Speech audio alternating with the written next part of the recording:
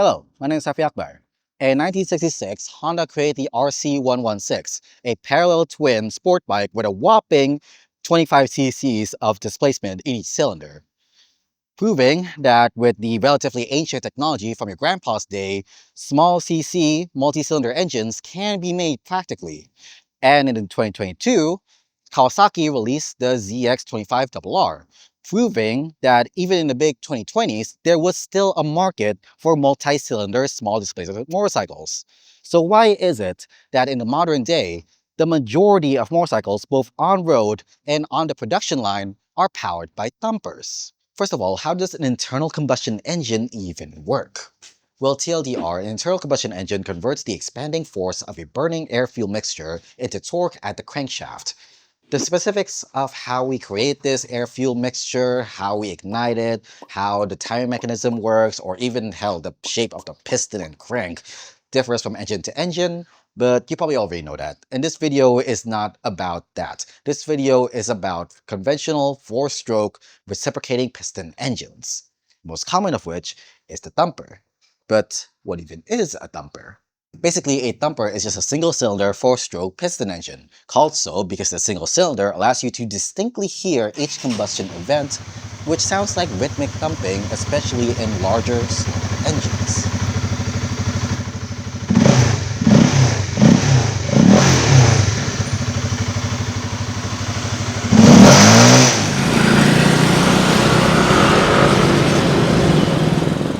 It's the simplest a reciprocating piston engine gets. Absolute minimum moving parts, meaning minimum weight, meaning minimum wear and tear, minimum maintenance, minimum cost, and minimum complexity. It is also the most versatile engine configuration. A single cylinder means you get the whole displacement in one go, the most bang per bang. Great for off-roading where you need torque off the line, great for small sport bikes where you need to climb the revs as quickly as you can with what little displacement you have, great for commuters where stop-and-go traffic is the norm, and add to that, a single cylinder also means a single moving piston, a single set of moving parts, and a single cylinder wall surface to worry about, which means minimum emissions, minimum manufacturing complexity, and minimum friction, all contributing to an engine configuration that is the cleanest, cheapest, and efficient as it's gonna get. So, what is a thumper? A thumper is the jack-of-all-trade of motorcycle engines, as well as the green thumb of it.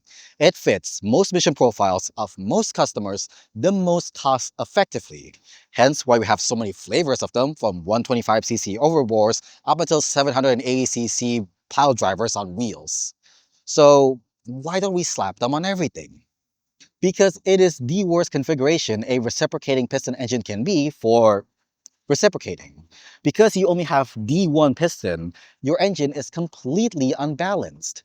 This is why single cylinders motorcycle engines can only rev to usually around 7,000 RPM, 11,000 RPM for small sport bikes like this, but even race-tuned engines cap out at around 14,000 RPM before they blow themselves up. And when you consider that the formula for engine power is RPM multiplied by torque divided by a constant, it should be obvious that engine balance and the ability to rev high should be priority in order to get a power-dense engine, which thumpers are not. You can compensate for the imbalance of a thumper by adding a counterweighted crankshaft, balancing shafts, which most modern engines do anyway. This motorcycle has one, which I know because this one is infamously made out of butter. Why, Honda? I guess if you work for Ducati, you could take a V2, take out one of the pistons, replace it with a balancing rod, and call it a day. But all of those solutions, by necessity, add mass and add parts, moving parts, to an engine. So if we have to add moving mass to an engine in order to make it balanced, why not also make it produce power? Well, that's exactly what engineers do. Start with a thumper, make it as balanced as possible, then take another thumper, phase it by 180 degrees, join them together, and now you have a parallel 180-degree twin. One piston goes up when the other goes down, perfect primary balance. But now the thing wants to shake side to side like a belly dancer. So you double down, add another parallel twin, mirrored against the first one, and then join them together. perfect primary balance, and the movement of a piston on one side is mirrored by a piston on the other side, meaning it's no longer rocking side to side. We can make this smoother yet by adding another parallel twin, creating a straight 6 with perfect primary and secondary balance. But then the motorcycle is either too wide or too long to be a sport bike, with the exception of the RC166 of course, so we kinda just compromise on an inline 4. Four cylinders, whether inline or in a V configuration, is generally the ideal setup for maneuverable, power-dense motorcycles. This is why inline fours were the standard for high-performance motorcycles for over half a century, up until recently where engines started producing so much power that traction became the bottleneck, hence the adoption of V4s. The Screamers were peak performance. Perfect primary balance means one less obstacle to revving the engine higher and longer, producing more power. Exactly what you want if you need lots of power on two wheels. So if Screamers get you the most bang per liter per kilogram while still fitting reasonably between your legs, why don't we use them everywhere? Well, just like everything else in life, it's socioeconomics. You see, engineers are just like everyone else. They do work in order to earn money. So they're not just solving for XYZ, they're solving for ABCDEFU while management holds them on a short leash. Not because they enjoy it, even though they do. I am an Freak. engineer! But because ultimately, the job of an engineer is to make something that the company can sell for money. And let's be real here, who is buying bikes just for pure sound and power figures? Straight line racers? This guy was driving in what appears to be a straight line, almost hits one car and then boom, runs right into the other one. Instagram and TikTok boys? I don't know how to explain it. Maybe I'm like some empath. It's like the vibes, the aura or something. They have like furry aura, dude. Can't you just imagine, instead of these guys wearing biker helmets and gloves, they're wearing like furry paws and furry masks? Your uncle in a midlife crisis? Sometimes riders complain of low back pain. That's such a 2000s demographic. It does not make sense to power all your motorcycles using inline fours because for the general consumer, the advantages of inline fours and just general multi-cylinder engines do not overcome their disadvantages.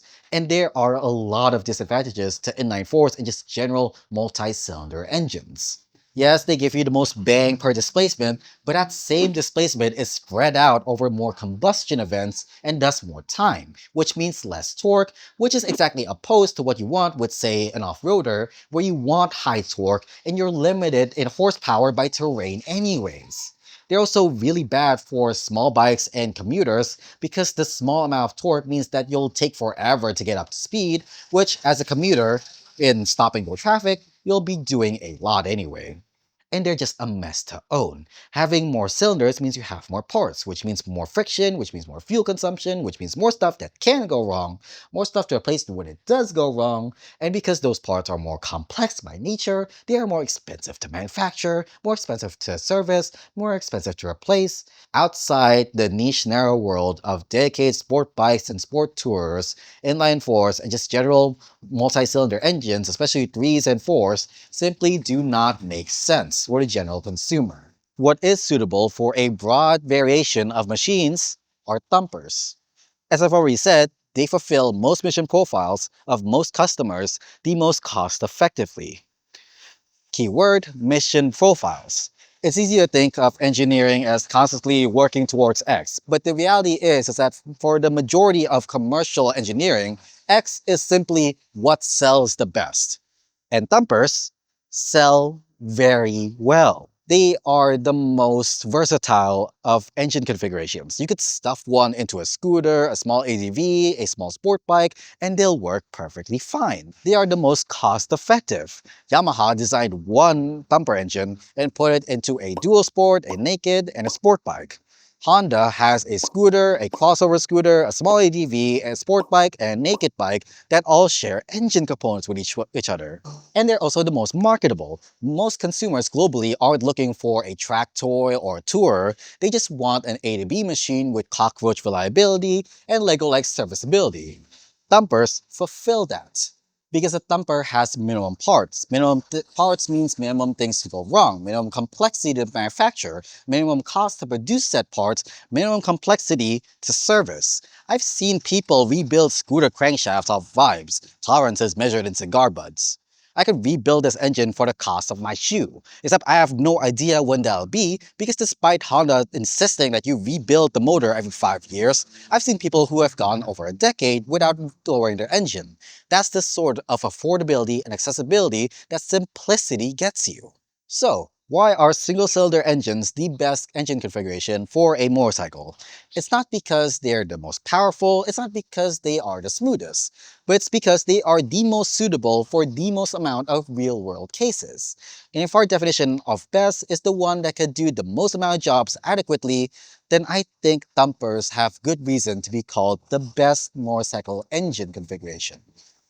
Though, I wish there was a middle ground, something in between a thumper and a screamer, something that can maintain the relative simplicity of a thumper as well as the low-end torque with a more balanced and higher-performing in configuration, something that can be easily mass-manufactured cheaply and then adopted into multiple different types of motorcycles. Nah, such a thing can't possibly exist.